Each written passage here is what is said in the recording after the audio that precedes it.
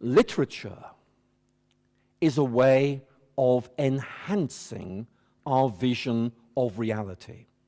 It is something that can be immensely enjoyable, and that's good. But it can also be enjoyable and enriching in that it gives us a different way of seeing things and invites us to ask how reliable that way of seeing things is. King commies, look out, tell them, look out for my worldview. Cloudy when you sinking, got you thinking it's a whirlpool. Caesar in your pockets, you can't see who's in your pockets, but Stevie's inner visions touch your eyes and make the world move. Wifey bob her head and make her curls move. Crown jewel is character, and this ain't immortality with fairy dust. Neverland, never say I never gave you hands. If I can't give them back, then you look like the lesser man. Do I know how to intro my own podcast? Welcome to the Belfast podcast, dedicated to helping people have a better relationship with the Bible. That's going to have to get shortened. That is far too long. But anyway, here we are back again. Yeah, I was excited. I said this to you earlier in pre-show, but I was excited about last week's conversation, which actually hasn't been put out yet in recording this discussion. But it was fantastic, and it was so much fun. Again, Potoshnik, that was for you. So hope you enjoyed it. So we had a lot of fun last week. We're going to do something similar this week. I'm really, Vanderclay, I'm just stealing your format, and we're going to roll with it. So... yeah, pretty much. Possibly.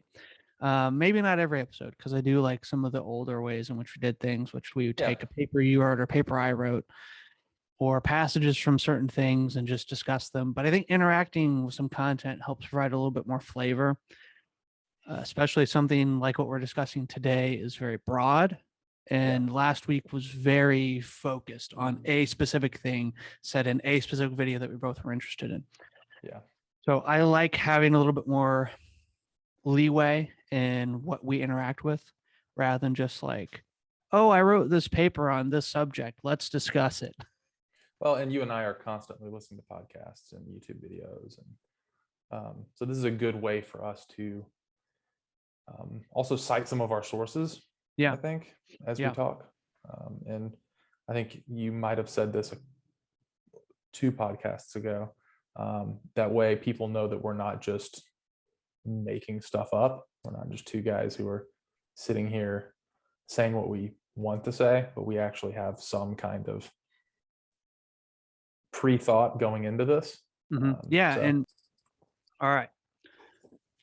Well, today, what do I want to do today? We want to do a few things today. I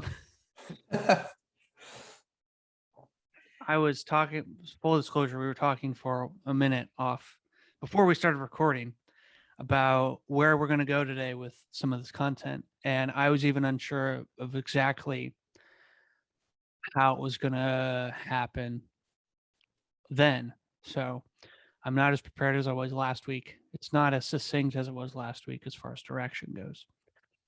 But I wanted to have a discussion about the nature.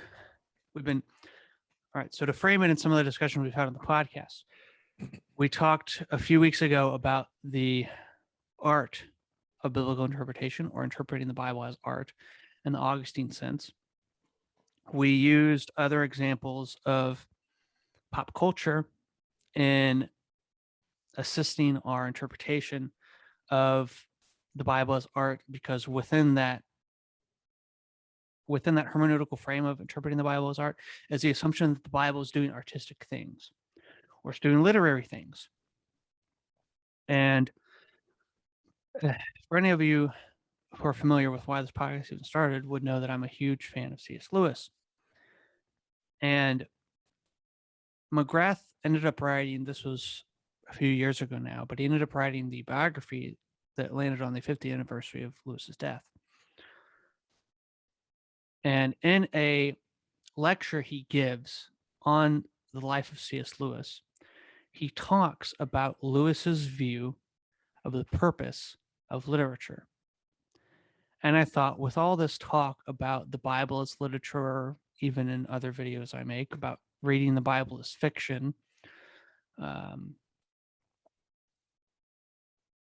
okay, cool. It's an interesting frame,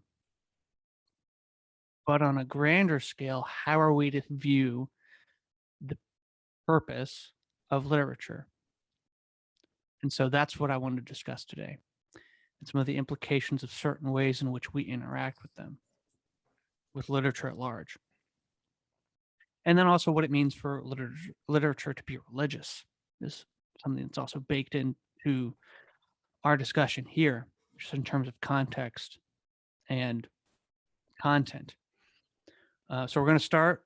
I'll just, as a pastor I'll just, by way of open, give you the frame for today. We're going to start with the McGrath snips and see where that leads us. Then I want to read a little bit from the Abolition of Man, which is Lewis's mini book on the state of literature when he wrote it, and more specific thoughts on his view of the purpose of literature within how McGrath frames his view of literature. And with those two things, I think they'll provide a good foundation for how to interact, how we then interact with literature and what that means. And I want to have a discussion about Todd Phillip's film Joker at some point, because of literature being a lens and how that was a big cultural moment a few years ago when the movie came out. And like I said to Daniel off air, and I'll say it just to you in the beginning, I don't know exactly how it fits. I know it fits, so we're going to figure it out. I also have some stuff from Dune I might read, so like who knows where this is going. But yeah, that's where we're going to start, and hopefully it'll take us somewhere interesting. I'm excited about this because I don't know exactly where it's going to go. I just know some of the steps along the way, and if we get sidetracked, that's fine. But I definitely know where we want to start. So let me get there for just a second. And if you want to give any preliminaries, go ahead. As you're doing that, I'll say that this might not be an episode that is as explicitly on biblical things. Yes. As much as we've done in the past. Even your reading the Bible as fiction episode that was really good. It wasn't quite like that still very heavily involved the Bible. Mm-hmm. Whereas this is going to be, I guess, a more broad look at literature and how that shapes our view of the world that can then be applied to the Bible. And I think we'll probably get into some instances of that more concretely, hopefully. But if we don't, you can take this in conjunction with reading the Bible as fiction or interpreting the Bible as art, those conversations we've had in the past, and you can kind of see how all of the pieces fit together. Mm-hmm. So I think that I just think it's important to say up front, this might not be as biblically heavy. This is more broad scope and scale. Yeah. All right. So to start with McGrath on Lewis's view of the purpose of literature. How reliable that way of things, in that it gives us a different way of seeing things. In that, but it can also be enjoyable and our vision. Hang on. Sorry. Maybe I have the wrong timestamp initially. We'll go back a little bit. Rhythm, a melody to it, which shows that he's talking right now. He's making a transition from talking about Lewis as a poet, a failed poet, in his own estimation, even Lewis's, to his prose writing. And this gets into him being Professor Don of literature at Oxford. That there is someone there who knows how words work and is able to do things through them. So what does Lewis think poetry, literature is all about? Well, he talks about this a lot, as you would expect. Remember, Lewis was a professor of English at Cambridge, having previously served a long time as Magdalen College's tutorial fellow in English literature and language. And the view he expresses is this: literature is a way of enhancing our vision of reality. It is something that can be immensely enjoyable, and that's good, but it can also be enjoyable and enriching in that it gives us a different way of seeing things and invites us to ask how reliable that way of seeing things is. Now, I mentioned Lewis was converted, let's say, 1930. We also know what sort of influences impacted on that event. And one of them was his reading of literature. And he read particularly people like George Herbert, to a lesser extent John Donne, Thomas Traherne, but he felt that George Herbert's rendering of reality seemed much more authentic, much more realistic than that, for example, he found in Virginia Woolf or H.G. Wells. And he began to say, look, literature... Funny point, sorry, but Lewis was actually a great critic of H.G. Wells, and they had some correspondence about this, which, if you want to look it up, is quite humorous, actually. Literature is able to articulate a worldview and let us judge that worldview by how well it chimes in with our deepest intuitions and what we observe in the world around us. So as I was saying earlier, in the 1930s, Lewis says, look, the writer, the poet, is not someone who points at themselves, but rather someone who says, look at things this way. Let me provide you not with a spectacle at which you look, but with a set of spectacles through which you look at the world, and you judge the reliability of this way of thinking by how well the spectacles bring things into focus. I think that is key. That is key. The idea that literature very intentionally is like a set of glasses. Mm-hmm. And by looking through the glasses, it corrects the way, it alters the way that you see everything else. So one of the basic principles that we're talking about today. It's a way, it's not he's word playing with spectacle here, McGrath is, about literature, poetry, the author not saying, look at this thing, a spectacle at which you look, but saying, to use a phrase that is really no longer in vogue, but try this on for size. Yeah. Right? See what you think of this way of looking at the world. Yep. This is also comedy, by the way, but yeah. It's about our own world. Okay, so now he's going to talk about Narnia, and I think this point is really important when we think about literature as a lens through which we see the world. And I think one of the main points to make is this. One of the core themes of Narnia is this: who can we trust? What story about things is the most reliable? And you might like to remember what happens when the children enter Narnia for the first time. They hear different stories. Is it really the realm of the White Witch? Or is it really the realm of this mysterious figure called Aslan, who one day is going to return? And the children have to make judgments. They have to say, we think this story is right and this story is wrong. And one of the most intriguing features of The Lion, the Witch, and the Wardrobe is how the children begin to make judgments about the reliability of the stories and the reliability of those who tell them. And the point that Lewis is making is this: that in our world, as opposed to Narnia, we hear different stories? Are we here simply randomly, purposelessly? Or is there some deeper logic, some deeper structure to reality that we can discover, which actually makes sense of who we are and what this world is? Okay, I'll stop there. And actually, I have somewhere else we can go really quickly. Peterson, obviously.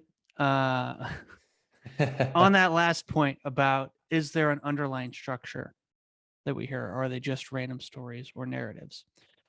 By the way, people, and this isn't necessarily a judgment on either end or with any of it particularly, but just as maybe as a practice, your homework, your application for today's message.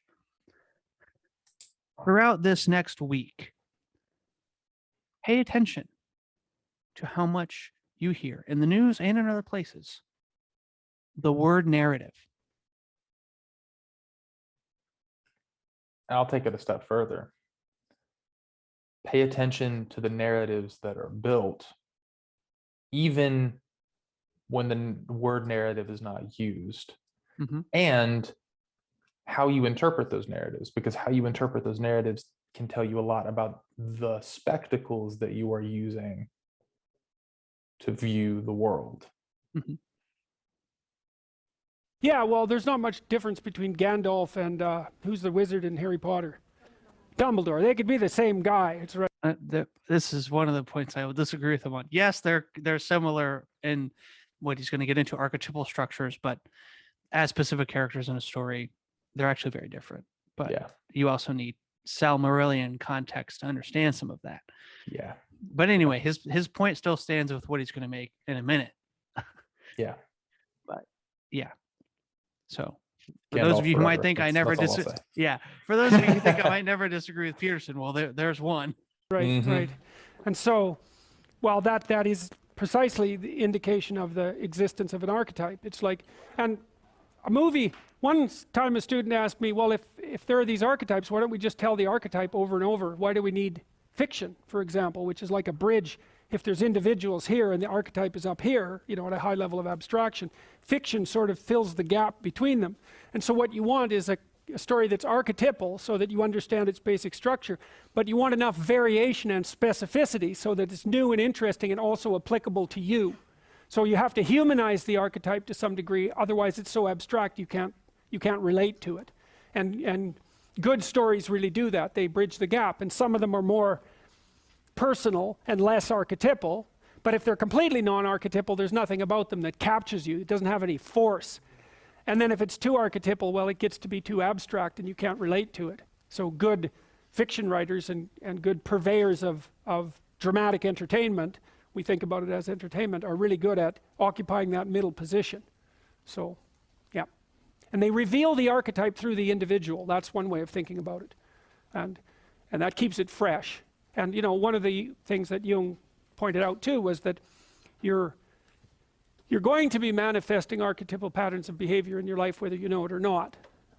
Even when you do something like fall in love, because that's going to be a very particular experience for you, but it's also a very common experience at the same time, right? And romance is older than people. That's one way of looking at it. I mean, because sex is older than human beings, and so you're in the grip of something that's really ancient, but at the same time it's really personal. And so a good novelist or a writer of fiction is able to capture both the personal element of that, to show the transpersonal within the personal. And so, and in some sense, your destiny, proper destiny from a Jungian perspective, is to consciously express an archetype. And so it would be the archetype, there's a bunch of them, but one of them would be the archetype of the hero, and you're supposed to manifest that in the conditions of your own life. So that makes the archetype real in the conditions of your own life. And Jung would also say that when you're doing that, your experience will manifest itself as meaningful.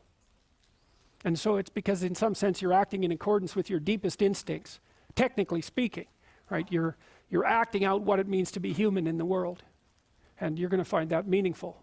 So So on that, Peterson's recent conversation with Joe Rogan towards the end, he talks about Christ as the archetype of suffering in the Passion narrative. Mm-hmm. And he explores all the many ways in which Jesus' suffering in the Passion narrative represents all of the ways that humans can suffer. And how, I mean, you've got betrayal, or not just with Christ, but with the other characters too. You've got betrayal, you've got Mary who has to watch her child die. You've got, the actual suffering of execution. You've got the injustice of being innocent. You've got all of these different things that represent the archetype of suffering, where all of the different archetypes under the heading of suffering. And how I think, if you want a practical way of looking at this examination of literature that we're presenting, that's a really good one, because you get to see all of the ways in which the human suffering that we experience is cast onto Jesus, and how we can relate to him, or maybe more accurately, he can relate to us through that, and thus bridge the gap between God and humanity. And so viewing the Bible in a literary framework doesn't make any of it less true, as we'll see in a minute. Peterson would say it makes it more true. Mm-hmm. Yeah, and then part of this too, and I've talked about examples of this on the channel, someone at some point is probably going to make a counter, as in like numerical indications, to how many times reference Tarantino in subsequent episodes. But I almost wore my Tarantino hoodie. I might have to wear it next episode just for kicks. But I talk about how he subverts genre. He plays within genre, but he also subverts them.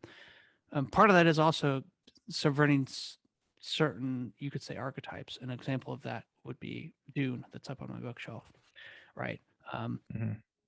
Frank Herbert explicitly, and we'll get to this maybe later, but Frank Herbert explicitly talks about, when I wrote Dune, the first novel, and then Dune, he's not even subtle about it. The second book is called Dune Messiah. He was involved in politics, actually, similar to Peterson, involved in politics early in his life, writing political speeches in the U.S. for certain people. I don't know exactly who, and I don't care, or what party. I don't care. But point is, he was involved in that world a lot.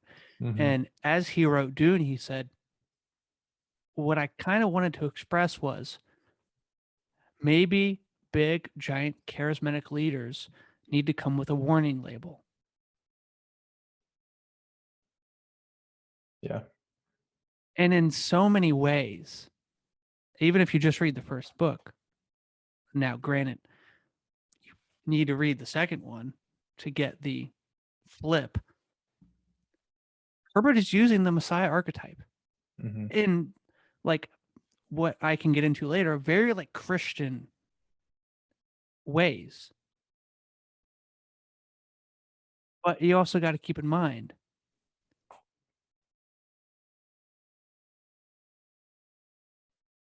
there isn't a God in this story, by the way. But he takes that and says, okay, and the question throughout the whole story is like, is this a constructed Messiah narrative through the Missionaria Protectiva of the Bene Gesserits, who are one of the very religious sects in this world, or is Paul really the Messiah? And how does his charismatic leadership and the planting of messianic narratives in these cultures like the Fremen play out? And what happens when someone is given all that power? That's the question of Dune. Well, okay, here we go. Archetype, Messiah. but I'm going to twist it. And I'm not even using that pejoratively or in a negative sense. But Herbert says, okay, but I'm going to twist it a little bit. What if he's actually not a good Messiah? What if there actually is jihad? And we can maybe read that passage later. Yeah. But yeah, so this is an example of, even when you subvert the archetype, you're still using the archetype, and you're using the archetype to critique it, and he's critiquing it in a very human way. Yeah. Right? How do we as humans use this thing, this like messianic savior thing, to do things to certain people in very complex ways, which is why I think Dune has lasted so long. And it's basically Game of Thrones in space. Now, I don't know enough about Game of Thrones to know how exact that line is. I mean, so Star Wars, which George Lucas literally rips very so much derivative, from yeah. Dune of Star Wars. Even in there's some videos I've watched of, even in initial drafts of Star Wars, Lucas is not even subtle at all about stealing from Dune. Right? What is the Sarlacc pit? Oh, it's sandworms. Literally in the 2 episodes ago, Boba Fett's sitting there in his throne and goes, oh yeah, and they control the spice trade. And I literally go, spice melange. So it's like, so it's not subtle at all.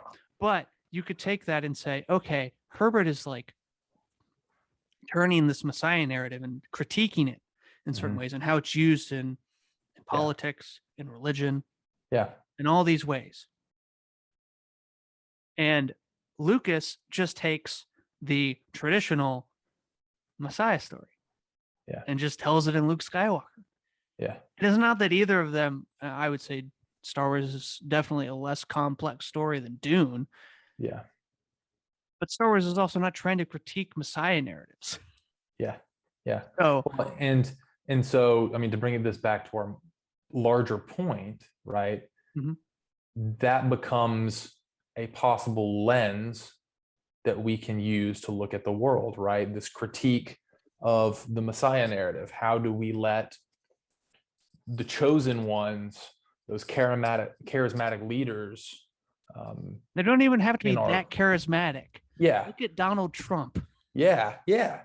And how do we let those people direct the future of us, our communities, the world, and using that lens at times can be a very helpful way of actually interacting with very real world issues.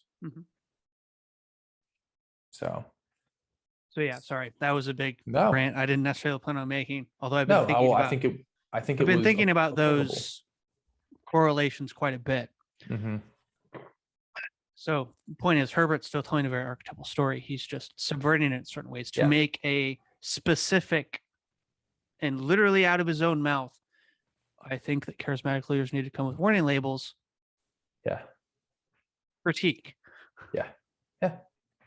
And this is the question, and this is something that, just to make the point even further, this is something that my friend who got me into Dune said about Dune.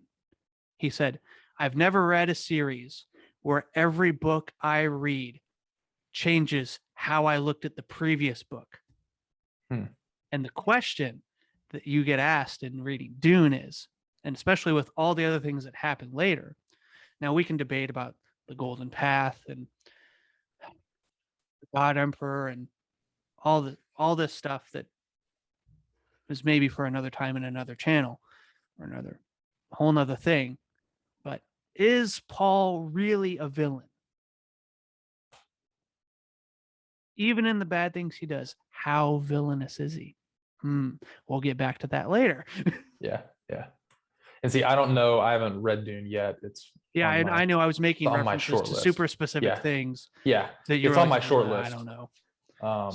But once I get there, I definitely will be able to participate in that part of the conversation more. The interesting thing that I think is just how this interplays with just the way we view literature in general, and how crucial it is to keep that in the back of your mind, not only when reading and learning, but when interacting with the world. Okay. So I've talked about Dune being a critique of the Messiah narrative or archetype in a very human sense. Lewis and the Abolition of Man, which that title itself is worth about an hour's deep reflection,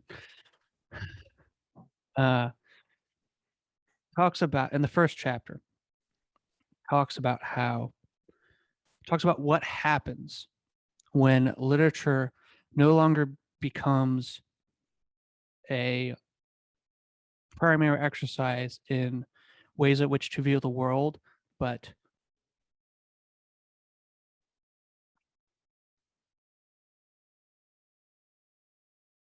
tools in which to deconstruct, to use words that are very much on the modern radar. Which, hang on, let's look really quickly. Tell me when it was published. No. Daniel, would you mind looking up really quick when the Abolition of Man was first published? When the Abolition of Man was first published? So, and I'm in saying this, and I don't think Lewis would say this either, that Dune, that doesn't make Dune a lesser book and that it's a critique of specific things. It's still very much literature. Complex, very, very much at that. Because even the Bible has polemics against, I mean, Genesis is a great example. There's polemics against other creation narratives. So literature being polemic in nature is not necessarily an evil or bad thing. That's not what Lewis is discussing. Hopefully it'll be clear what he's getting at in a moment. Yeah. But 1943, by the way. Okay. So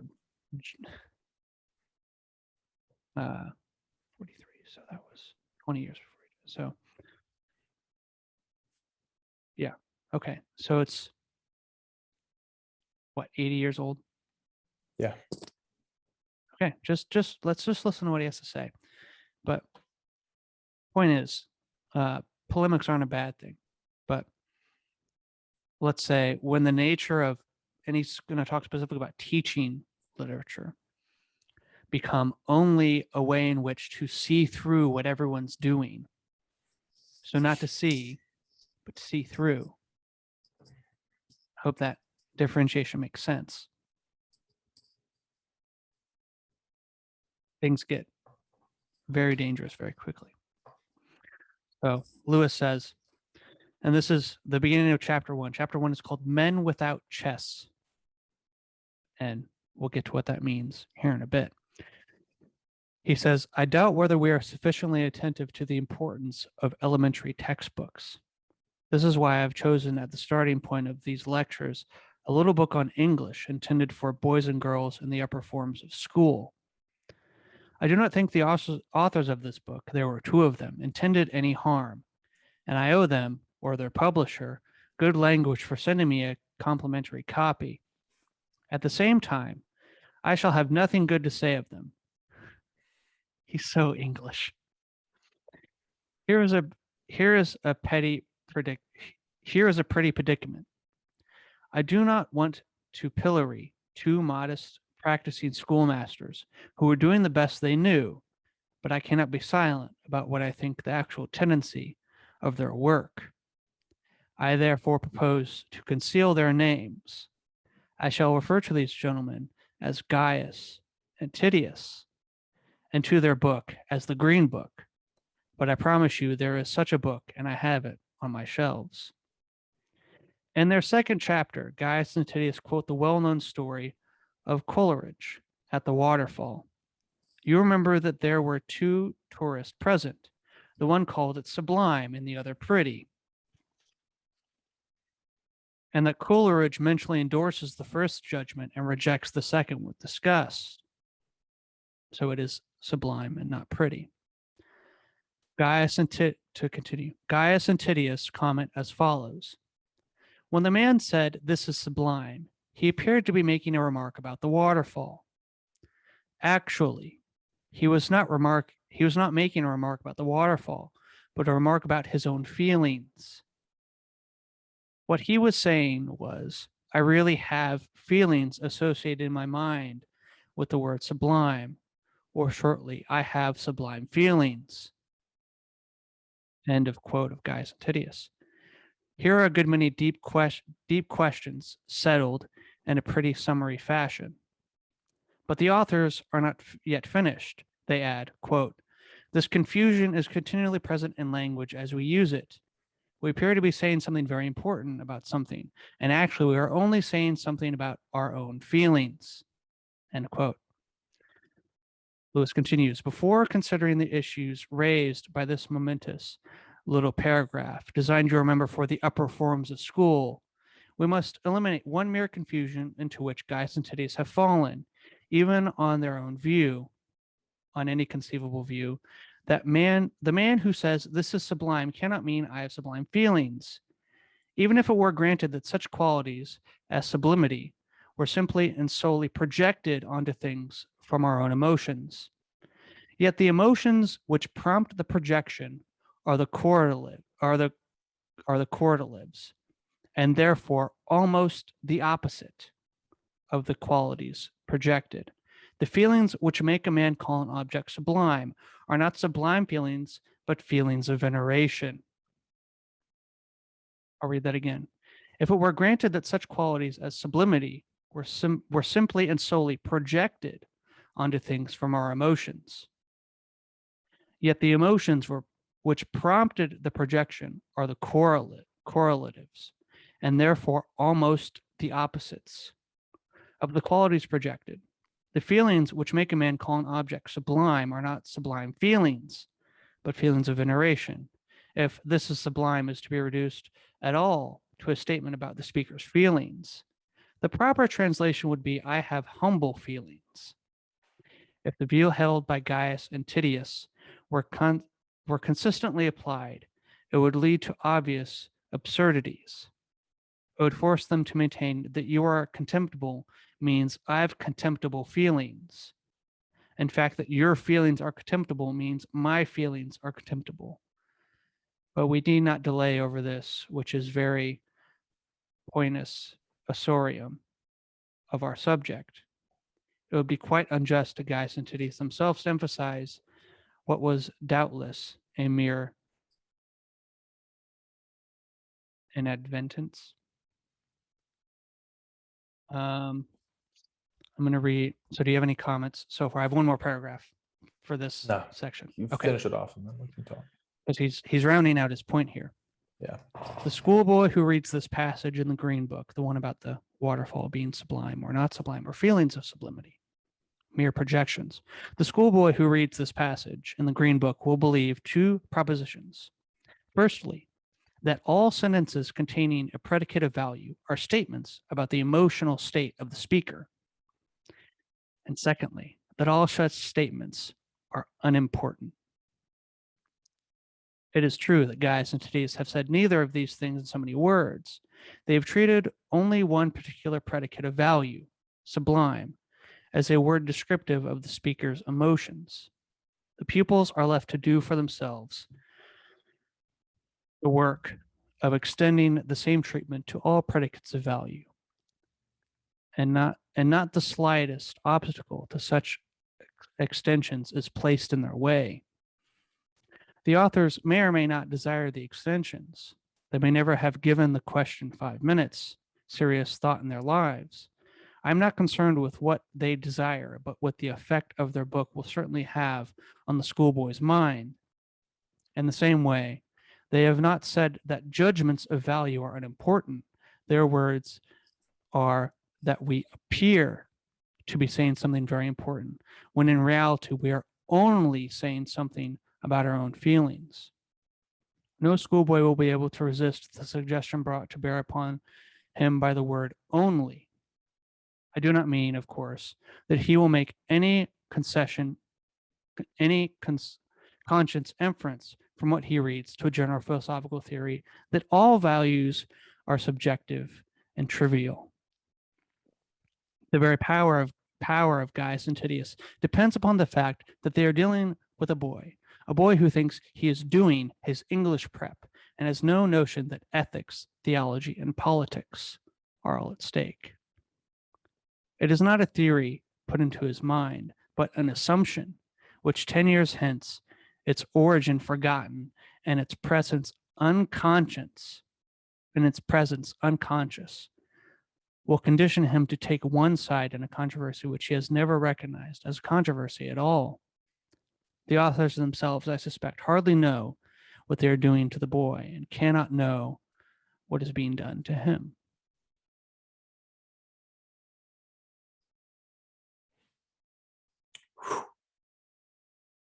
Wow. So what is Lewis saying? Well, first of all, I mean, okay, maybe because I'm taking this a little further down the rabbit hole than where we should probably start. So how about you talk and then I'll follow it up. Okay. From what I can gather, I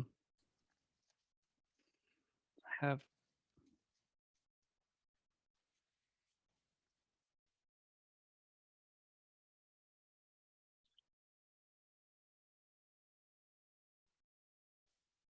two other sections I think are going to be interesting here, but to start with this example he gives of this book, and it's the chapter is called Men Without Chest, and we'll get there what he means by that specifically in a minute. But to go with our current framing of the discussion, literature and Lewis's view, and this is why I started with Lewis, because he's threaded throughout this whole discussion, as a lens through which to view the world, is undercut by those who say, because, okay, let's put it this way.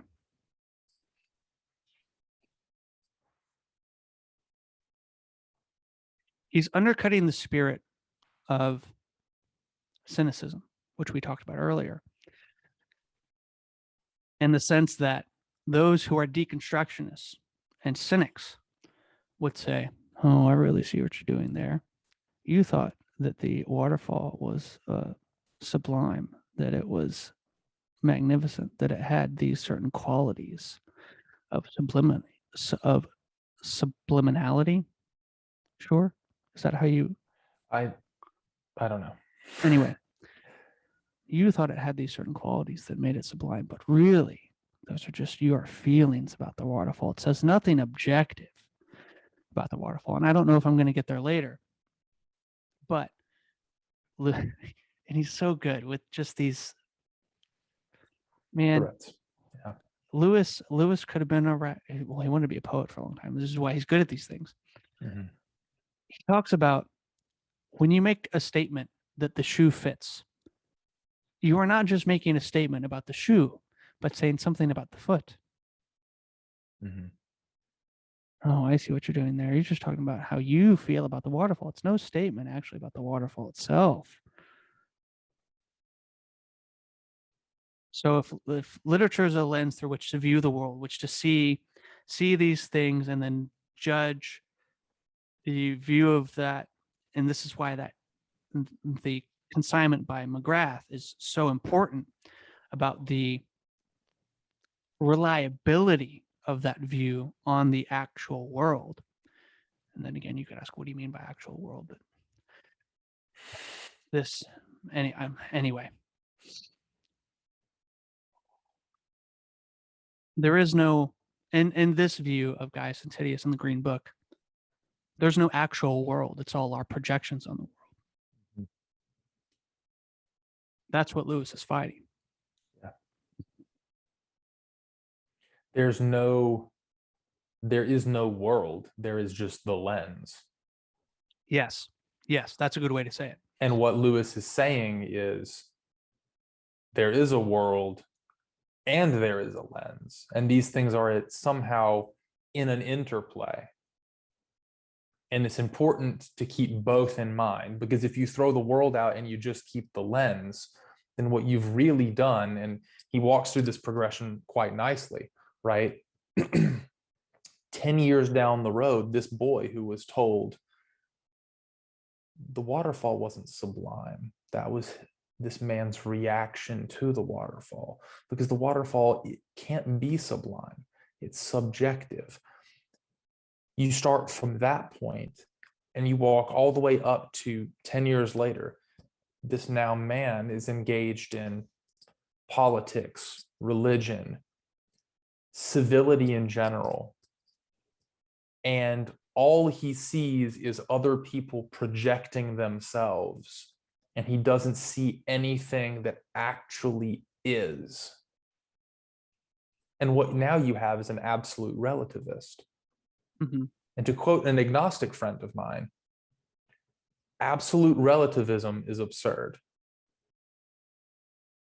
Because, and this is no right-leaning person by any stretch of the imagination, because absolute relativism destroys itself. Mm-hmm. I mean, I think it was Aristotle who had the critique of absolute relativism in saying that, if two statements can be true at one point in time and they contradict each other, then everything breaks down and you truly do have nothing at that point. Right? This is why it leads to nihilism. Yeah, exactly. Because then everything becomes pointless. And that can't be the way the world works, especially because the world is in many ways, predictable.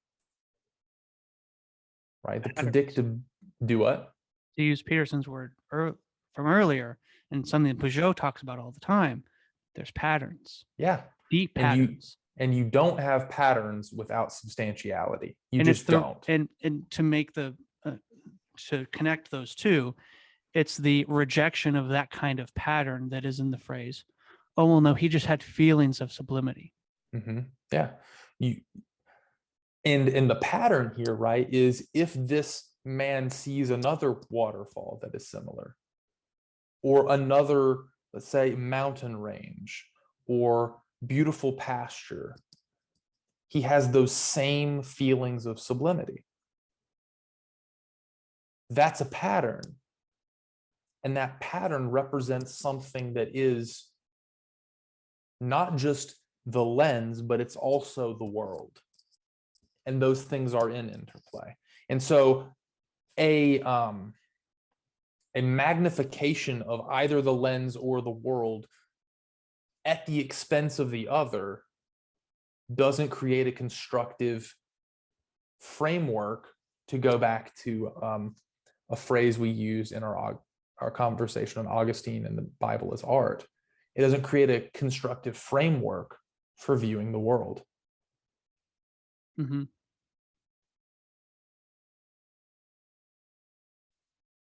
This is in the few ways which I will agree with postmodernism, which we also talked about in our conversation about art. This is to critique the modernists that would say, all I need is the observable world, which is even an interesting phrase, to understand what's going on.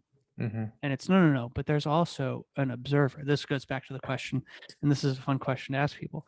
So if it's the classic, if a tree in the forest falls and there's no one there to hear it, does it make a sound?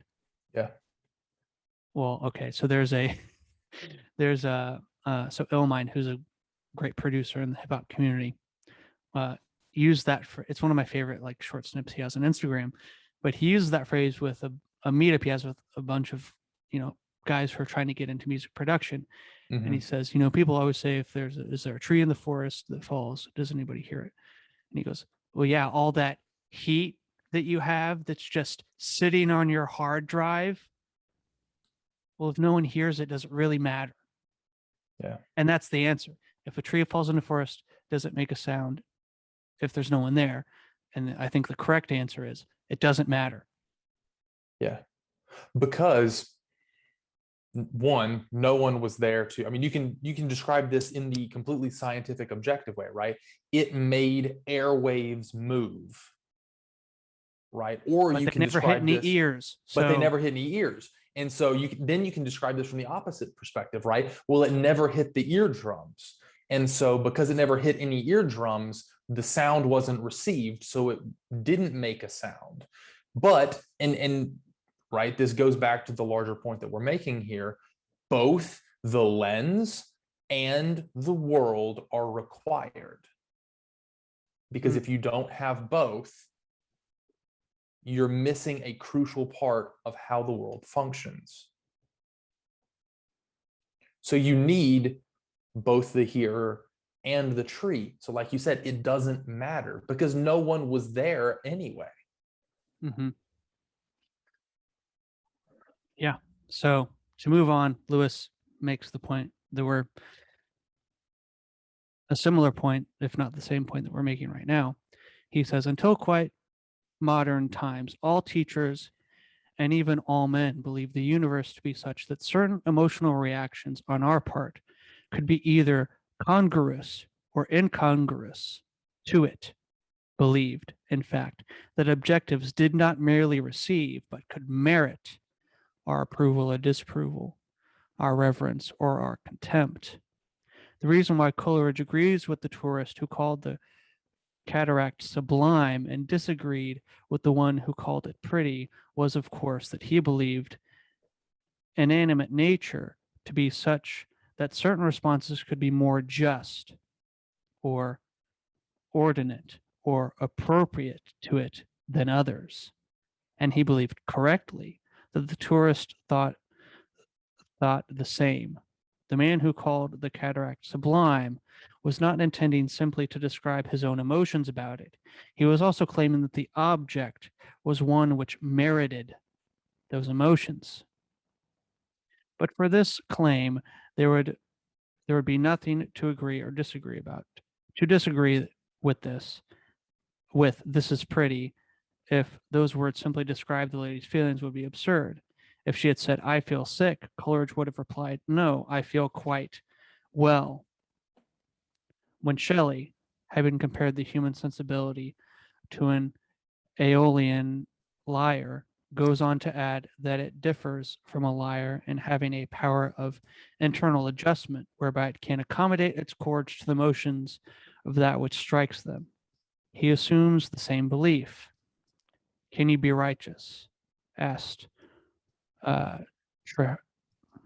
Lewis uses all these Greek and mythological examples, which I am not familiar with. Can you be righteous? Asked Traherne. Unless you be just in rendering to things their due esteem. Unless you be just in rendering to things their due esteem. All things are made to be yours, and you are made to prize them according to their value.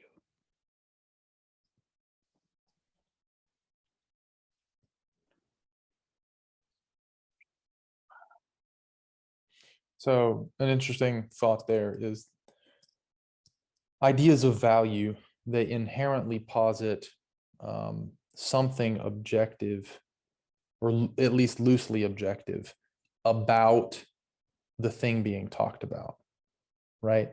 Now, of course, value, the inexactitude, right? So like a precise value is subjective.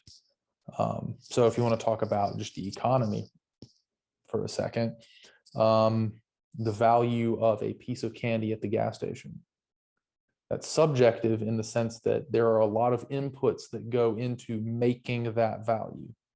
And this would be a general critique of Marxism too, because Marx sees value as entirely derived from the person doing the manufacturing and selling, like the guy in charge. Back to my air quotes for today. But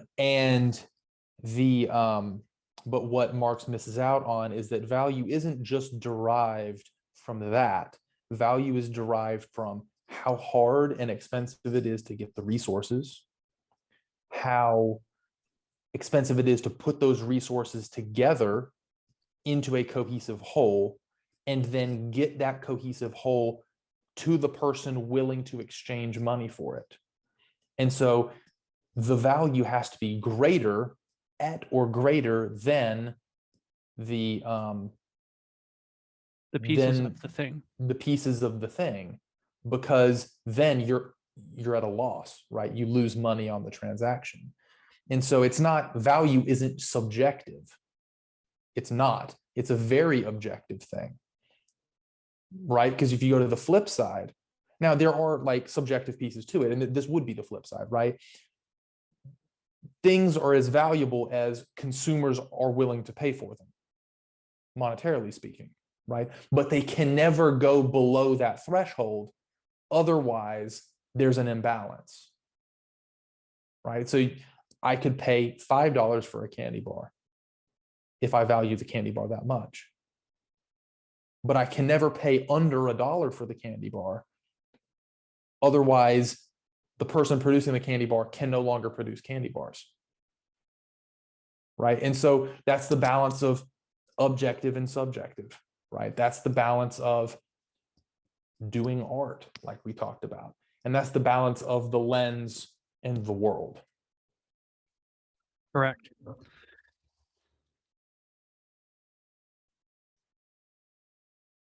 Okay, I want to read this a little bit, and then we'll get to Men Without Chests here in a minute. And this kind of sets up what he's getting at here. He's talking about specifically in this section the nobility of death, especially in the patriotic sense. And he says, where the old initiated, the new merely conditions. That's what we're thinking about. Where the old initiated, the new merely conditions. The old dealt with its pupils as grown birds deal with young birds when they teach them to fly. The new deals with them more as the poultry keeper deals with young birds, making them thus for purposes of which the birds know nothing. In a word, the old was kind of propagation, men transmitting manhood to men. The new is merely propaganda.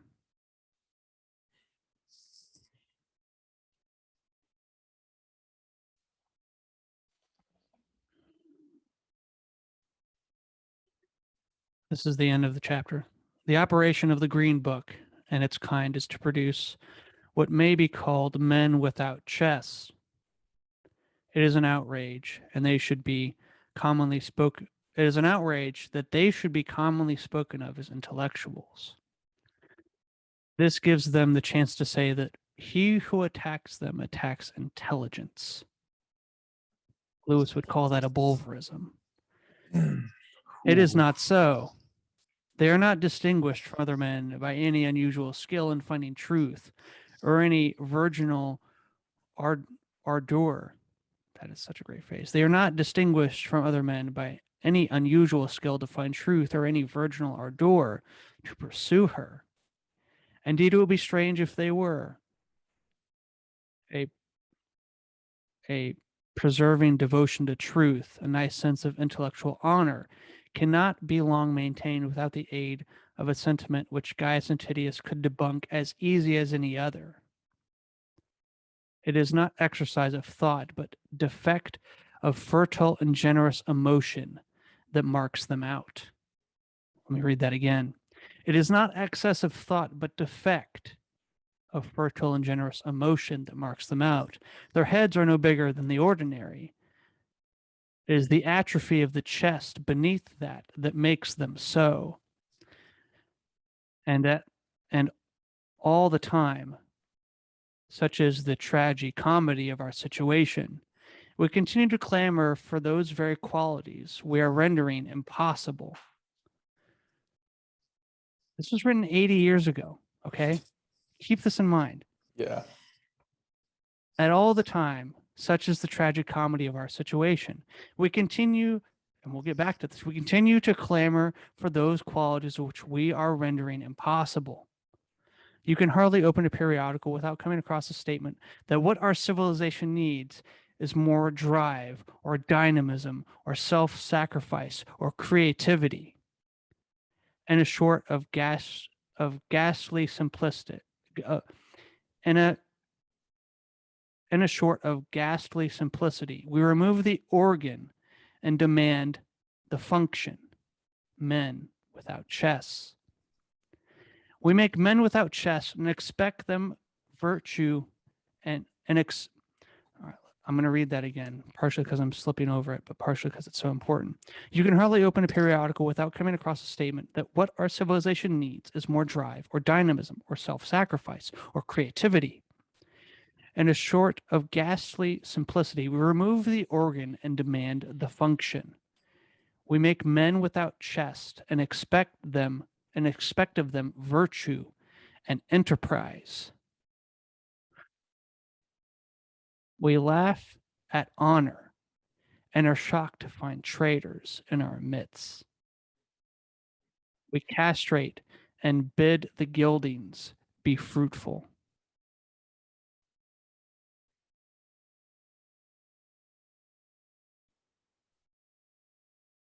We remove half of the equation and expect it to add up to something useful. So he talks here about the relationship between the head and the heart. These are indispensable liaison officers between cerebral man and visceral man. Interesting word choice there.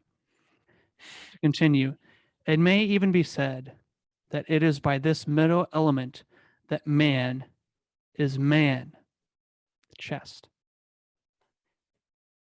For by his intellect he is mere spirit, and by his appetite, mere animal. And I'm going to read it again. And all the time, such is the tragic comedy of our situation. We continue to clamor for those very qualities we are rendering impossible. You can hardly open a periodical without coming across the statement that what our civilization needs is more drive. It's not drive, it's not power. Mm-hmm. But think about this. Think about the people that we exalt. Dwayne Johnson, Gary Vee, Joe Rogan. We need more drive or dynamism or self-sacrifice. We don't talk about that much anymore, by the way. Yeah. Or creativity. We talk about that all the time. Mm-hmm. In a sort of ghastly simplicity, we remove the organ, the heart, the chest, the interplay between the intellectual and the animal, and demand the function. Why can't men be more understanding? Because I've told them not to be. We laugh at honor and are shocked to find traitors in our midst. We castrate and bid the gildings be fruitful. Men without chests. Because what the Green Book teaches them from their secondary education. Oh, no. That objective world, that thing that you are observing, Mm-hmm. has no value of its own. It is merely your projections. And a point he makes later in the book, I think it's maybe the most profound thing that we need to think about for about 10 years. Oh, the spirit of cynicism. Oh, I see what you're doing there. Underneath all of that, this is what's really going on. Lewis talks about, he says, it's a great thing that the window in my office is transparent so that I can see the road or the building. But what if the road was transparent or the building? Say, and he uses the analogy to say, in proposing that all you do is this, oh, I really see what's going on there. Oh, I see through. To say that all you're doing is seeing through certain things or using or making it all about the projection. Oh, I see. It's that waterfall. It's not really sublime. It's just your feeling of sublimity. Oh, I see what you're doing there. To say all that you do is see through things creates a world that is translucent in which you actually see nothing. Yep. And that goes back to what I was saying earlier about absolute relativity, right? If everything is relative, there's nothing at all. It's the self-critique into oblivion. That's what it is. And to think about how applicable this is to our world, written 80 years ago, all you really have to do is read one line. And that was, you critique me, you critique intellect. Do you stand against intellect? Do you stand against science? Oh, have I reached too far? We're in dangerous waters. We're in dangerous waters.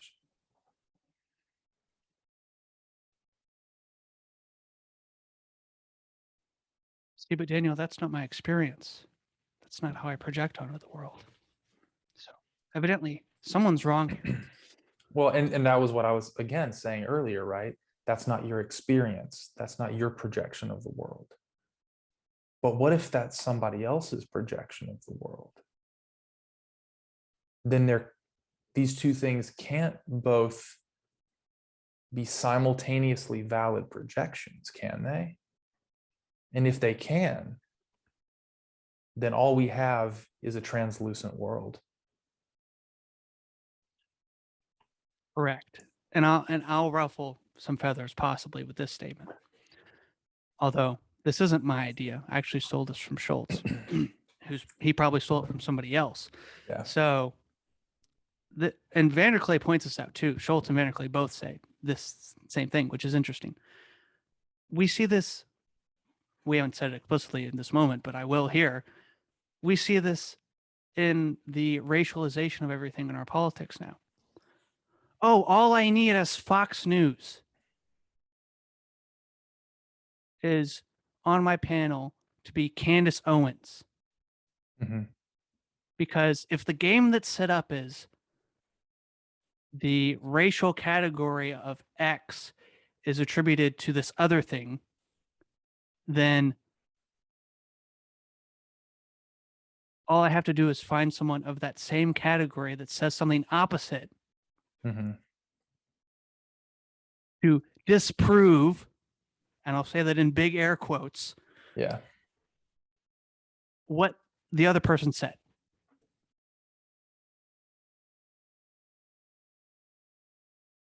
It's such a stupid game. Well, And it's both precisely, sides play into it so and it's hard. precisely what you said, a game, right? It's a game. And it's because we've made the world translucent. We've thrown away the waterfall, and all we see are the spectacles that we're using. That's it.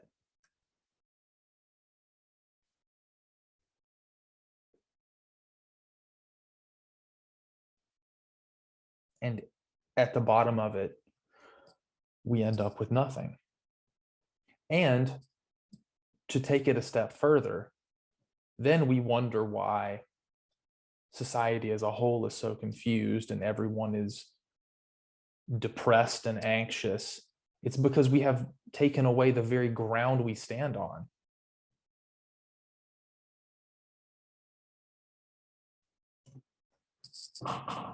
Oh, and he saw this coming 80 years ago. What do you say? We take out the organ and demand the function. Mm-hmm. Yeah, it's what we do.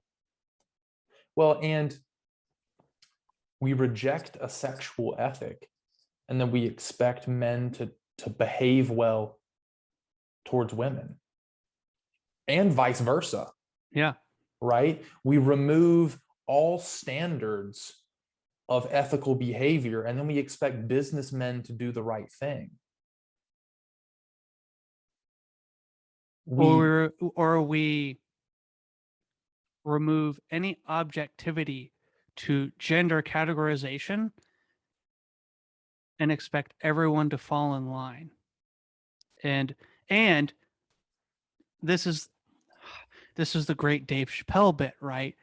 How much do I have to participate in your self-delusion? Don't think I'm trying to be mean. I'm quoting Dave Chappelle there, okay? Yeah. But like, he brings up a good point. Like, okay, if the projection, if the sublime feeling that I have is the only thing that matters, then you literally accepting me in my reality, because that is reality to me, is my feelings, is in you participating in that with me and calling me what I want. Or, Well, you know what I'm saying? Yeah. And then to take this back to a conversation we had last week, if you remove the waterfall and all you have are the spectacles, what you get is a new Gnosticism. Yeah. That's what you have. And as the interpersonal, the project, the self, to use a psychological term, that projects is transcendent then over the physical realm. Yeah.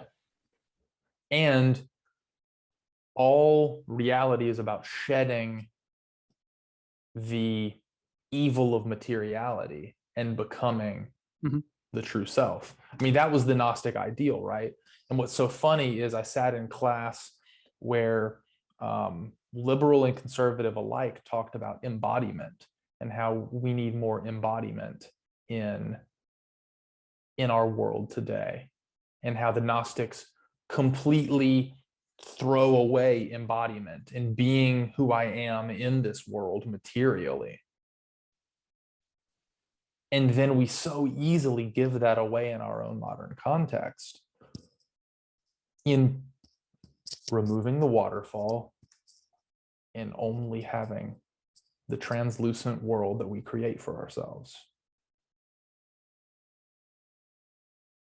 And so, to wrap it back in, I guess, to our larger point, we need to interchange the spectacles, the lenses that we use, the narratives that we see the world through, but we still need to have the world there because there has to be something to look at. It can't all be translucent. It can't all be translucent. Otherwise, and this is my other problem with a fully structuralist. Now, I'm probably a partially or mostly structuralist person when it comes to language. But my problem with a fully structuralist view of language is, then, to just put it kind of crassly, what the hell are we talking about? Yeah. Someone who's a pure constructionist would say, well, there's actually nothing,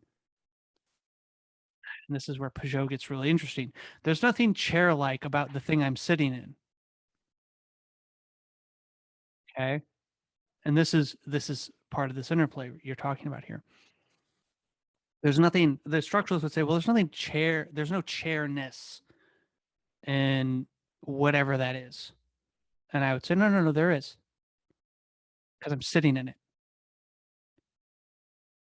This is where the tree, the sound, the observer of the world is super important. So it doesn't make it all subjective, but it makes it interesting, right? Because, okay, is it a tree stump or is it a chair?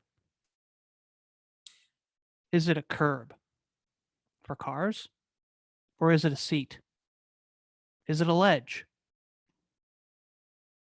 Is it a beam? You know that famous picture that's actually, from what I've heard, supposedly not real, of all those construction workers sitting on the beam eating lunch? Is it a beam? Is it part of a building? Or is it a chair? What is it? Part of that depends on the observer. and the tools. This is why Peterson's argument about vision in chapter 10 about be precise in your speech, about how we actually don't necessarily perceive, we don't necessarily perceive things as such, we perceive tools, right? So this mug, yes, it's a mug. What makes it a mug? Why put a handle on a mug? So I can hold it, right? I can drink out of it. Okay. And this is what gets interesting. Does a bowl become a cup when I drink the milk at the bottom of my cereal? Yeah. You know? Or the last little bit of your soup. Yeah. Yeah. So, okay, what's cup-like about this? Well, it holds liquid and I can drink out of it. That in some sense would define a cup. But again, real world, this isn't a flat surface. It has depth and width. So it actually holds something. Yeah. It's not a plate. Yes. Otherwise, it wouldn't be a cup. Yeah. But as I interact with it, it becomes different things. Yeah. Well, I mean, let's take a bucket, right? A bucket can be a cup. You turn a bucket upside down, it can be a stool or a seat or a chair, ladder or a ladder or a drum and so again, we're back to this artistic interplay. It doesn't mean there's no bucket. Yeah, it doesn't mean there's no bucket. What it does mean is that that bucket can serve multiple purposes, and its purpose, its use in a way, kind of determines what it is, at least in some sense.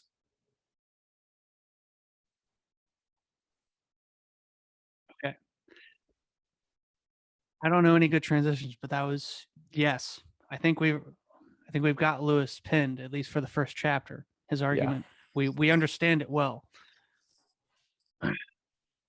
Where do we go from here?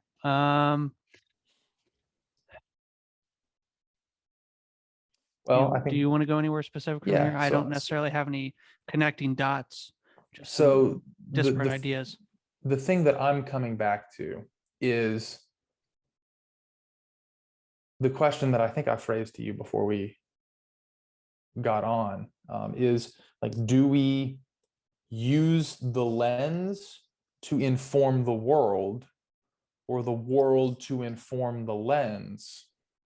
And I think the answer is, because I mean, if we want to get practical with this instead of just theoretical, that's the question, right? How does this concept get used? Is the lens informing the world? Is the world informing the lens? I think the correct answer would be a bit of both, right? Right. We talk about this phenomenon that happens where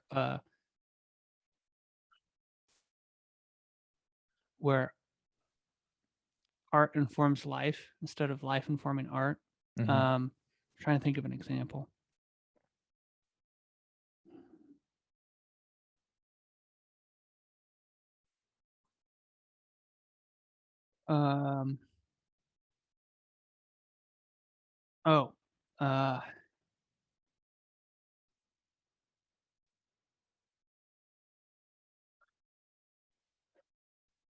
Can't think of one. Okay, so we'll leave that aside. My comment, at least for a second. But your question of which one is primary, I think is essentially what your question asked. The lens, the literature that's trying to put a certain, and again, this is a hierarchy question, right? Where do I place certain, as Lewis talks about, judgments of value? What is the correct judgment of value on what's happening? Yeah. Right? How do I judge? I can't do this with the camera because I got to think the opposite ways. Messianic figures in life. How do I think about politicians that promise to be savior? Yeah. Well, and I think that's the question that Lewis is asking in The Lion, the Witch, and the Wardrobe, right? Who is in charge here? Is this the kingdom of the White Witch? Or is this the kingdom of Aslan? You want to phrase it in gospel terms. Is this the kingdom of the world? Mm-hmm. Or is this the kingdom of God or of heaven, if you are in Matthew? And the answer the Gospels come to is, this is the kingdom. This is the kingdom of the world that we are advancing the kingdom of God in. That's the gospel. It's bringing the kingdom of God. I lost my train of thought and where I was going with that. But, oh yeah, it's which narrative do we see as true? Mm-hmm. Do we, to use, I guess, Bema terms, do we trust the story? Mm-hmm. And even that phrase, that question, again, like I said earlier, pay attention to how much people talk about narrative, story, or the narrative they're trying to tell. We saw this happen this week with Joe Rogan and Spotify. Yeah. What's the narrative? Interesting.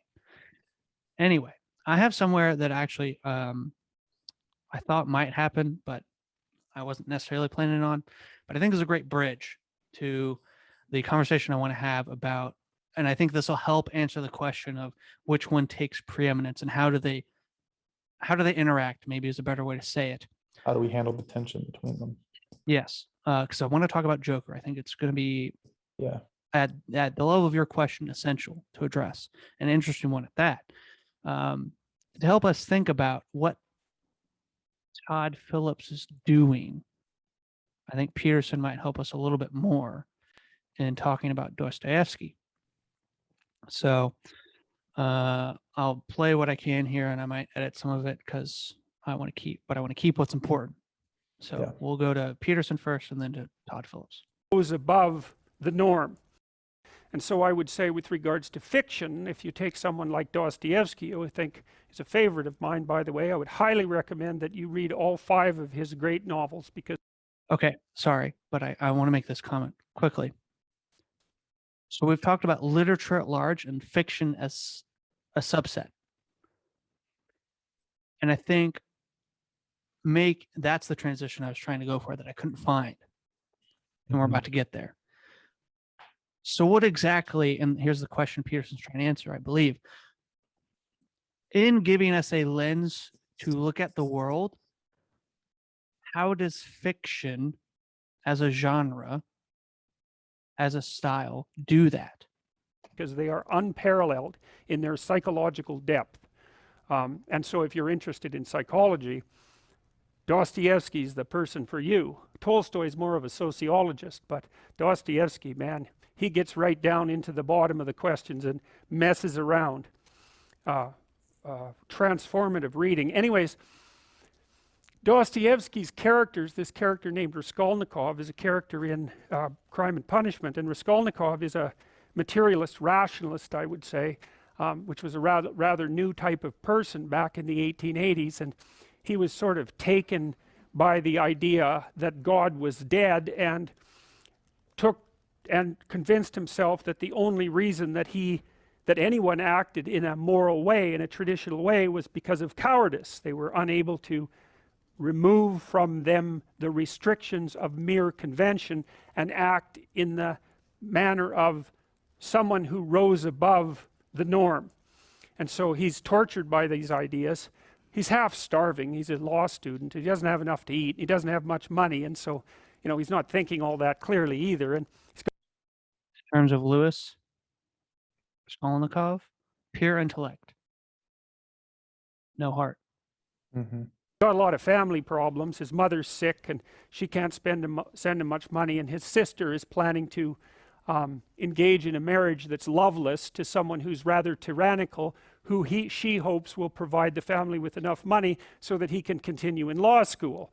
And they write him brave letters telling him that she's very much in love with this guy, but he is smart enough to read between the lines and realizes that his sister is just planning to prostitute herself in, you know, in an altruistic manner, and he's not very happy with that. And then at the same time as all this is happening, he becomes aware of this pawnbroker who he's, you know, pawning his last possessions to, and she's a horrible person, and not only by his estimation, she pawns a lot of things for the neighborhood, and people really don't like her. She's grasping and cruel and deceitful and resentful, and she has this niece who's not very bright, intellectually impaired, whom she basically treats as a slave and beats all the time. And so Raskolnikov, you know, involved in this mess and half starved and a bit delirious, and possessed of these strange new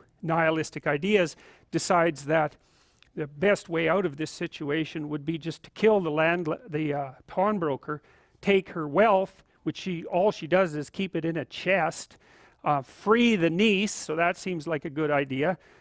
So remove one apparently horrible and useless person from the world, free his sister from the necessity of this loveless marriage, and allow him to go to law school where he can become educated and do some good for the world. You know, so one of the things that's lovely about Dostoevsky is that he, you know, sometimes when one person is arguing against another, or when they're having an argument in their head, they make their opponent into a straw man, which is basically they take their opponent and caricature their perspective and try to make it as weak as possible, and laugh about it, and then they come up with their argument and destroy the straw man and feel that they've obtained victory. But Jordan Peterson is Red Skull. It's a very pathetic way of thinking. It's not thinking at all. What thinking is when you adopt the opposite position from your suppositions, and you make that argument as strong as you can possibly make it, and then you pit your perspective against that strong iron man, not the straw man, and you argue it out, you battle it out. And that's what Dostoevsky does in his novels. I mean, the people who stand for the antithesis of what Dostoevsky actually believes are often the strongest, smartest, and sometimes most admirable people in the book. And so it takes great moral courage to do that. And you know, in Raskolnikov, what he wanted to do was set up a character who had every reason to commit murder, every reasonable reason, philosophically, practically, ethically even. Well, so Raskolnikov goes and he kills the old lady with an axe, and it doesn't go the way he expects it will, because what he finds out is that post-murder Raskolnikov and pre-murder Raskolnikov are not the same people at all. They're not even close to the same people. He's entered an entirely different universe, and Dostoevsky does a lovely job of describing that universe of horror and chaos and deception and suffering and terror and all of that. And he doesn't even use the money. He just buries it in an alley as fast as he can, and then doesn't want anything to do with it again. And anyways, the reason I'm telling you all this is potentially to entice you into reading the book, because it is an amazing, amazing book. But also because you might say, well, is what happened to Raskolnikov true? Are the stories in that book true? And the answer to that is, well, from a factual perspective, clearly they're untrue. But then if you think of Raskolnikov as the embodiment of a particular type of person who lived at that time, and the embodiment of a certain kind of ideology which had swept across Europe and really invaded Russia, and which was actually a precursor, a philosophical precursor to the Russian Revolution, then Raskolnikov is more real than any one person. He's like a composite person. He's like a person whose irrelevancies have been eliminated for the purpose of relating something about the structure of the world. And so I like to think of those things as sort of meta-real. They're more real than real.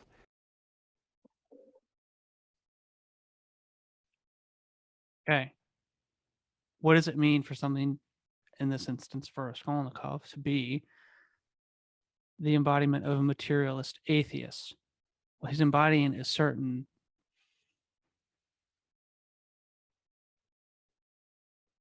ideology.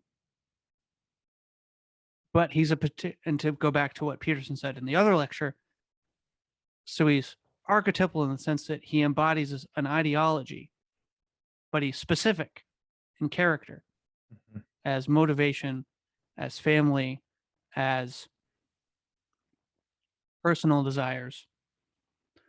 So I thought that was important, and I might just keep that end bit. But either way, what you get in fiction then, and correct me if you think I'm going wrong way about this, Daniel, you get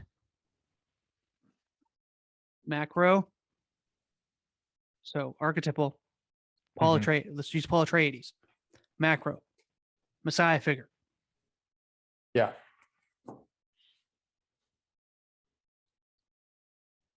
Well, okay, not just Messiah figure, Prince, right? Because he's the son of the Duke. Yeah. Duke Leto. Well, not just Messiah figure, not just Prince, warrior, mystic, even trained in the many Jesuit ways by his mother.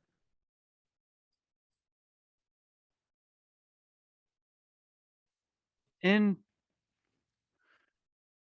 internal conflict of messianic status, which I think is a very interesting map onto Jesus, by the way, but another conversation for another day.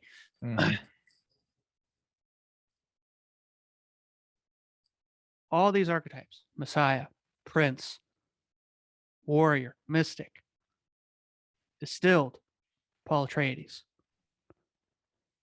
with his own motivations about why to go to Dune, how to serve his father, Fremen people, story he's been told about Fremen people, what it means to be a warrior, what is the wielding way, right? All of these things. Archetypes in one person. Making in Herbert's mind, a point about someone who becomes a charismatic leader. And that's not all the book is doing. The book is doing much, much more than that. But that seems to be his main thrust, especially in the first two books. Subsequent ones get into other questions about destiny and history. Even prescience, at that matter, in Dune, there's the idea that prescience is being the ability to see futures and past at some level, but that's a different dimension in his sister Aaliyah. Anyway, and then the crux of Paul as Messiah figure is he sees different futures. The movie plays with this in interesting ways, by the way. So praise for what's his name, the French guy, Villeneuve. Praise for Denis Villeneuve. But which one is he going to choose? Is it going to be jihad in the name of Paul Atreides? What does he do with the spice? What about Arrakis? How do you treat the Fremen?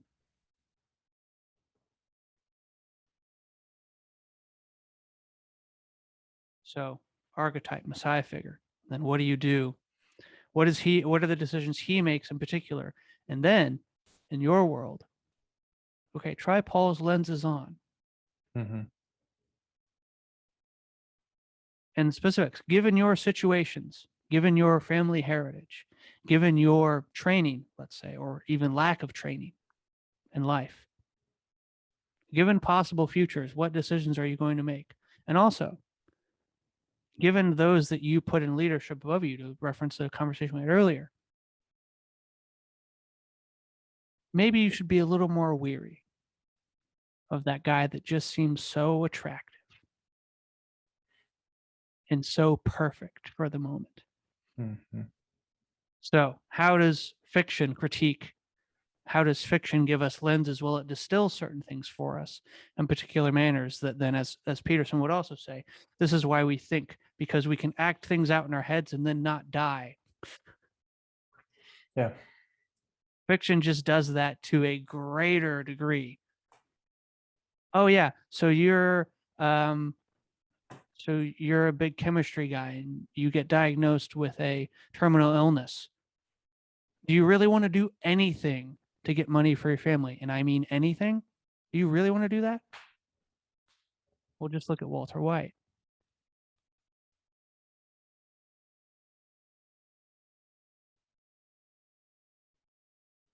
Do you really want revenge and jealousy and hatred to overtake you and become your defining motivations? What is Batman's, like, one of the greatest lines he ever uses? I am the night, I am vengeance, I am Batman. That's even in the new Batman trailer. Yeah.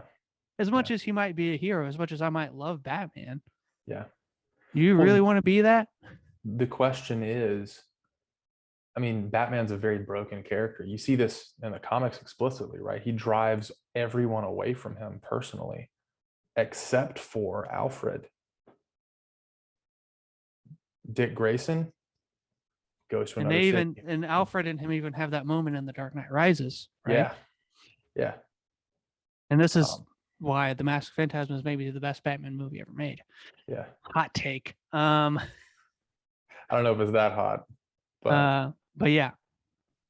Yeah, I mean, fiction just does this lens through which to see the world. Yeah. And then it asks you the question, are those things, in the positive manners, things which you would want to enact? Aspire to do that. Yeah. Do you want to be live Aragorn? Yeah, exactly. Do you want to live life the way these people are living life? They're in their situations and you're in yours, but you can try on the glasses and embody that archetype. Are you going to be Aragorn? Are you going to be Samwise? Or are you going to be Frodo? And I think a lot of people give Frodo a hard time. But that's a conversation for another day. Maybe you're more Frodo than you'd like to admit. Yeah, know? Exactly. But I think this is also why fiction lives. Like, Yes. For instance, I've talked a lot about it, but Dune, on the back.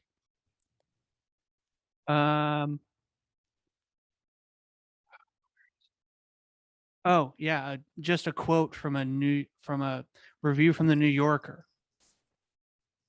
It is possible that Dune is even more relevant now than it was when it was first published. How? It's because it's real. It's real. It's more real. It's meta real. Yeah. Why is Lewis's writings from 80 years ago ring still so true? Well, because the glasses still work. Yep.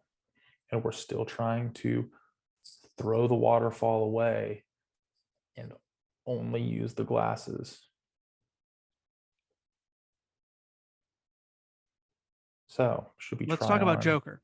Yeah, another set of lenses. Right, but sorry, to finish my point, why does fiction live in certain ways that other things don't? Or music, for that matter.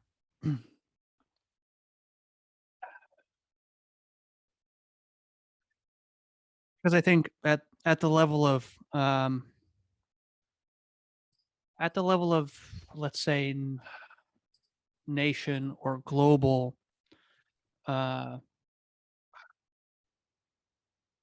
egregore, but not in its negative sense necessarily. Also, we have a very secular term for egregore. It's called culture, by the way.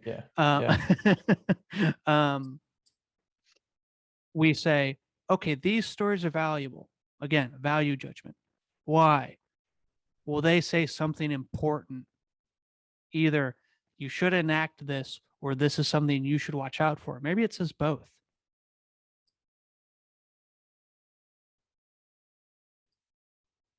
And I think that, like, why would Dune be more relevant now than it is later? Well, this asks certain questions about how we view things, and those questions are still very live. Because guess what?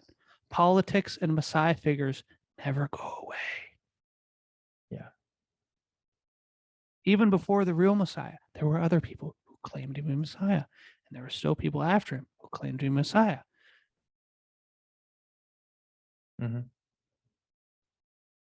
So in what ways do these things interplay? Well, I think the Joker, and I don't know where any of this is going to go. And if we run out of time, just let me know. But I've got time. I think Joker is such an interesting, and okay, so the point is, okay, look, you've been talking about all this other stuff. It's so interesting. Dune and Lewis. Why you care about Joker? Do you not remember that Joker literally lit America on fire for about 2 months?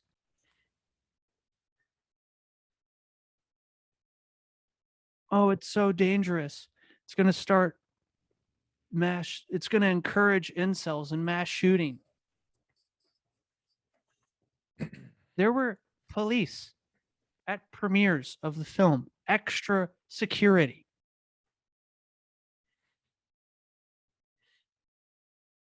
Also, Glenn Beck is wrong. It's not just leftist politics. I watched the whole clip, all 10 minutes. He's incorrect. But the movie is dangerous. Why is it dangerous? That's something worth asking. And this is a way in which, although it's not a spectacle to look at, and a way in which to see things, it's also, and this is a dimension we haven't talked about yet, and maybe this is part of the interplay, it's also a mirror. Mm-hmm. So if you were in film at all or watched any of the news when Joker came out in October of that year, and Peugeot makes a great point. He says, yeah, Chapter 2 came out 2 weeks before Joker. A clown, actually a shape-shifting interdimensional being, by the way. I just finished it last month. Also, King gets his archetypes right because it is actually a female. So embodiment, personification, chaos, but that's another discussion. Clown, an interdimensional being that comes around as a clown and eats children. Oh no, that movie's fine. No news about that thing. Don't worry about that causing anything to happen in society. I also think it has some very interesting things to say, by the way. I'm not critiquing it necessarily. Yeah. I'm just saying the cultural egregore, the reactions around it, a movie that is just as horrific and gruesome and bloody as Joker. Oh no, that's fine. We won't say nothing about that. Oh, but Joker. Oh man. What is going on with Todd Phillips and Joaquin Phoenix? They should ban this movie. It's going to incite violence. Encourage incels. I'm sure the incels have already seen it, by the way. They pirated it from somewhere online. But yeah. This is dangerous. Why is it dangerous? Well, it doesn't fit. It doesn't fit. That's why it's dangerous. It doesn't fit. We don't like things that don't fit. I had another film that I made right prior to this called War Dogs. And I remember I was standing outside on Hollywood Boulevard.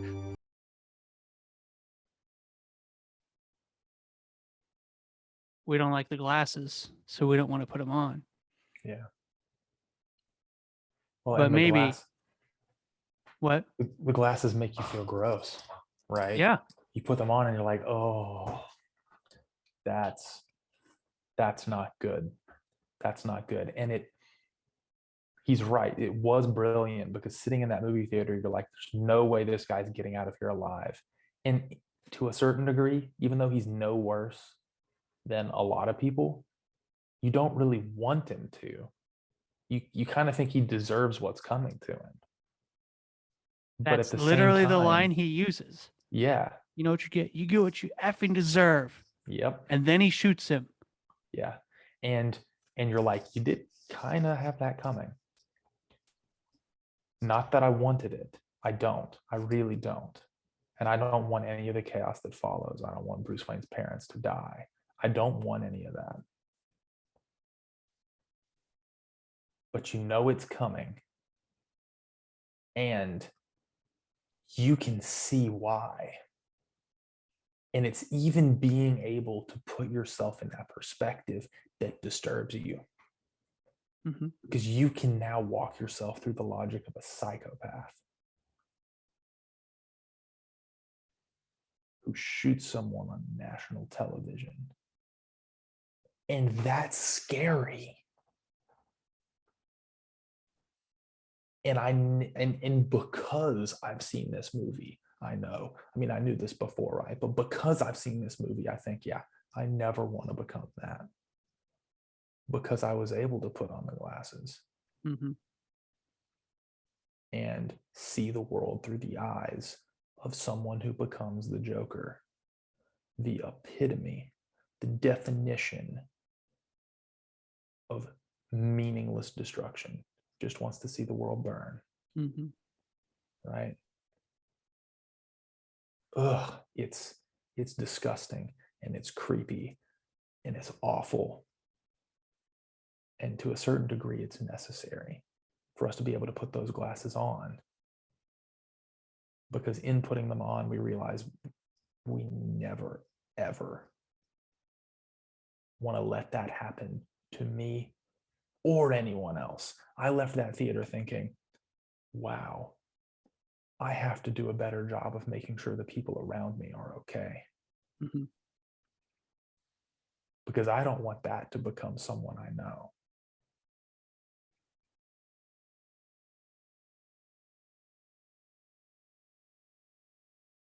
Mm-hmm. And it's, again, it goes with the boxes that we have. Mm-hmm. Not even in political discussions, but just largely in culture. Yeah. Oh, I don't want to become that. I would never become that. I could never. Really? Never? This is why Dostoevsky, I think, is helpful. Mm-hmm. He gives, same with Joker. At the end of the movie, you say, Raskolnikov, why don't you just kill her? Just kill her. Just do it. Do it. Okay, well, I just cheered someone on to murder another person. Why? And this is back to what Peterson will talk very much about when you read history. He's like, you read it as the heroes. No, no, no. You'd be a Nazi. Yeah. The have you ever read the comic series, Batman series, The Killing Joke?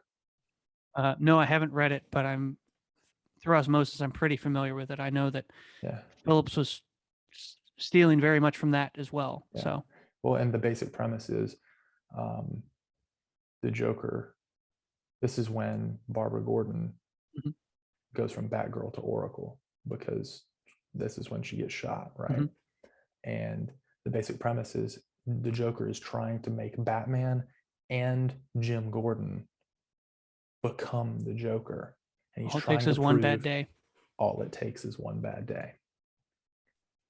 Same principle. Is that he's trying to prove that anyone can become him. And Batman ideologically is trying to prove that no, I won't.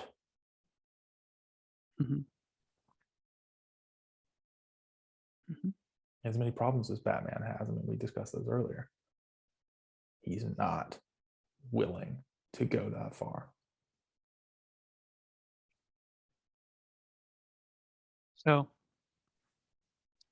in all of this, how do we wrap this up? How does this help us in terms of biblical study, in terms of reading things outside of the Bible, in terms of not being those that just,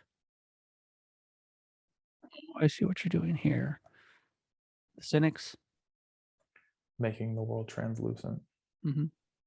Seeing through what everyone does. And that is also the funny thing about Joker too, right? Is everyone, even before watching the movie, is writing hit pieces on it saying, "Oh, Todd Phillips, I really see what you're doing here," and not even talking about the movie. Mm-hmm. And when it comes out and it makes you And here's root for the villain. here's the other thing about the movie too that is so important to keep in mind. Even, and this is why it did something. Even though everyone in the media was saying, "Man, this is so dangerous. This movie, you probably shouldn't see this movie, boycotting this movie." Let me just look up real quick how much it made. It made mountains of money. Yeah. 1.074 billion. Billion. Yeah. With a B. Billion. Okay. And I don't think everyone that goes to see Joker is like, "Oh, let me see it because I don't want to become the Joker." Or the other side of the equation, let me get, and this was the media's spin on it all, Yeah. giving, and I just, it's so, I see what it's so cynical Mm-hmm. that it would encourage these kinds of actions. I think Yeah. Joker does exactly the opposite. Yeah. It says, wear these lenses for a moment and see how disgusting you feel. Yeah. Well, and I, like I said earlier, I left that movie thinking, I don't just not want to become that myself. I want to do everything in my power to make sure that everyone that I know doesn't become that. Right. And maybe if you're already where Arthur Fleck was when he turns that moment on the subway and you saw the movie, maybe the movie encourages you in some ways. But even at that, I have no idea. I don't know. I mean, I could also see where it But encourages you away. yeah, even at that though, and this is where there's a really interesting series on Netflix. I forgot what it was called. David Fincher helped direct it, which was what made me interested in it. But they have an episode where they talk about, should we like people in movies? And the answer they come down on is no. We don't. Should we? Is a interesting question, but like Philip says, it also omits one whole side of the people we are portraying in film or in literature. I don't think anyone's supposed to like the Joker. Mm-mm. Again, whether you like him or not is irrelevant.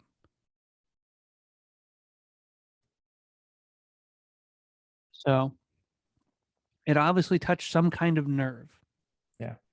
Enough that a lot of people, $1 billion worth of people, went to go see it. And just like what we're seeing with Joe Rogan and Spotify, it's these like watershed moments of, oh no, it doesn't fit neatly in the box, but like that's kind of what we need. Mm-hmm. Because we need a bunch of different lenses, as McGrath talks about. And Lewis quotes, and I didn't get to that part but Lewis talks about, my eyes aren't enough for me. Yeah. Yeah. So I'll take everybody else's vision, but still remain me. Yeah. And get to see through their eyes. And that ultimately is the goal, right? And that's the goal of the Bible, is to place us in our world in a way that asks us the question, are you going to be a part of the kingdom of the world? Or are you going to be a part of the kingdom of heaven? Which kingdom are you bringing, right? Joker lets us put on sunglasses from the kingdom of the world. And we take those off and we're disgusted. But there are sunglasses that you can put on that are the kingdom of the world, that are very enticing. So, among all the options that feel good, which are we going to choose? And part of that comes down to, and I think this is both a concern for you and I think we see those biblical glasses poorly at times. So a lot of what we've been doing is trying to address some of those ways that the biblical lenses need to be corrected. But ultimately, the question is this the White Witch's territory, or is this Aslan's? Mm-hmm.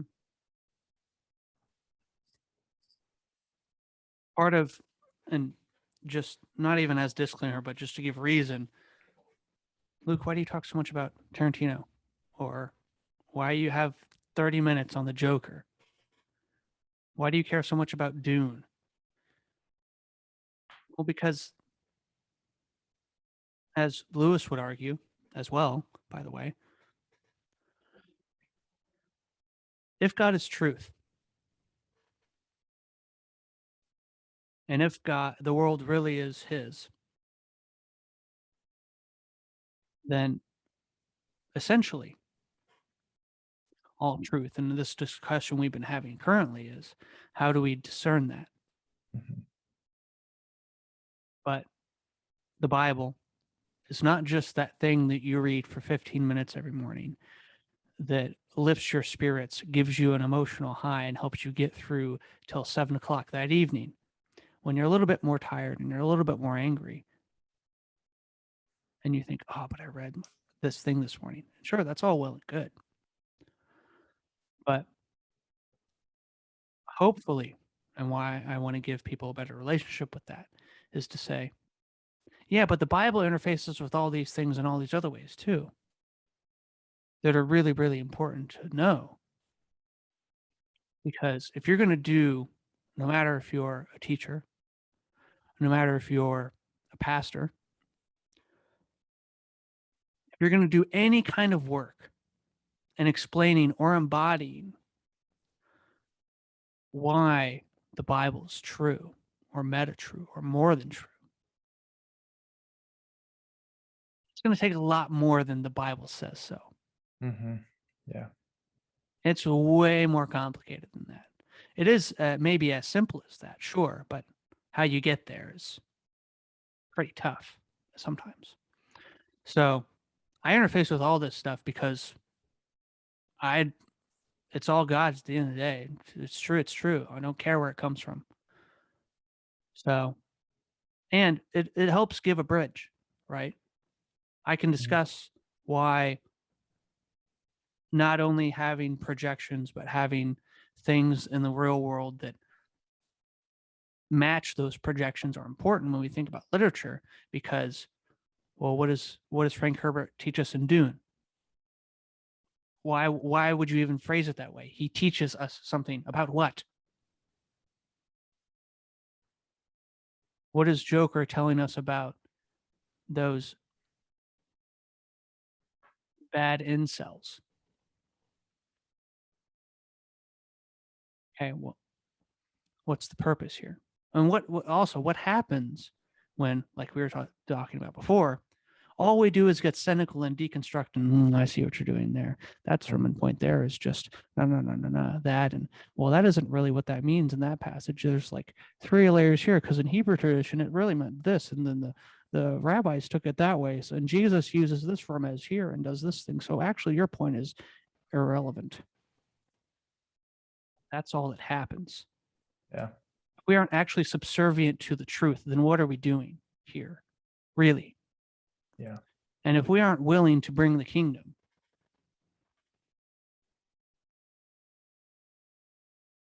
then I'm not interested. Yeah. Well, And no. there's, like we saw with the egregore, to be frank, I see this as part of my apologetic approach. Put it in like theological Christian terms. Mm-hmm. I'll use anything to get there, man. Some things are obviously better than others, but like, I see Frank Herbert doing a lot of stuff in Dune. And for some reason, it has captured my attention more than a lot of other things. So I'm going to pay attention to that. Yeah. Oh, really? Todd Phillips made a movie that made $1 billion. Let's see why. You know, maybe us Christians can learn something from that. And not just in like being relevant, because I don't even necessarily love that term, to popular culture, but part of the bridge that Vanderclay talked about last week is a lot of what happens when we lose ground. It's not even the right word. When we lose effectiveness, I don't even like that word. When we become intelligible as Christians or as churches, as pastors, as teachers, to the wider world, we've lost part of the bridge we're supposed to build between the Bible and the culture, and the culture of the Bible and the culture we live in, which is why everything is not transmissible, by the way. So I'll get off my soapbox, but that's why I do what I do. That's why I include clips from Tarantino and Peterson and all of that, because it's all in my world anyway. So I'm just going to give it to you and hopefully colonize your mind and make it a little bit more like mine. But at the end of the day, I want to help distill and connect dots for people. And this is the way that I do it in my head. And I think that the range of truth should be way larger than just the biblical corpus, although I think that that is the foundation. But even that phrase itself is worth 2 hours of discussion. So, yeah, well, and what I was going to say is, you know, we spend all this time critiquing people who go, oh, well, I see what you're doing there. But we just had a discussion that you're probably going to post separately about ways in which we do that. And we need to submit, is what we ended up talking about, ourselves to others to keep us on track. And so this isn't two guys with microphones ranting at the world and who are completely not self-aware, or who are just, you know, who think we have all the answers. We're trying to figure this out too. Yeah, and that's why I kind of throw it all in, because I'm like, this all kind, like I said earlier, it fits somehow. I don't know how, but I'm trying to figure it out. Yeah. And yeah, at the end of the day, we're all in this together, trying to figure out. I don't know why I just thought of that, but throwback, High School Musical, baby. Screw you. Well, my wife's gonna love that one. Yeah, I mean, and hopefully, I don't know, we'll see how these kind of things do as I post them and hopefully get more clips out. But it's a lot of fun for me, and I'm always trying to figure more things out than I have time for. So dedicating a few hours to it every week is well worth it in my book. Yeah, I agree. And honestly, and this is just on a more personal level, I think it builds like skills that are important.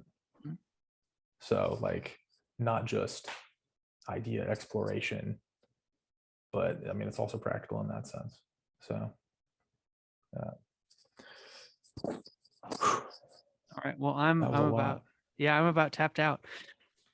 Thank you for, if you made it this far, getting this far and sticking with us. I'm your host, Luke Byler, and Daniel has been with me on this journey, trying to figure out how literature works, what it's meant for, and what that means for us.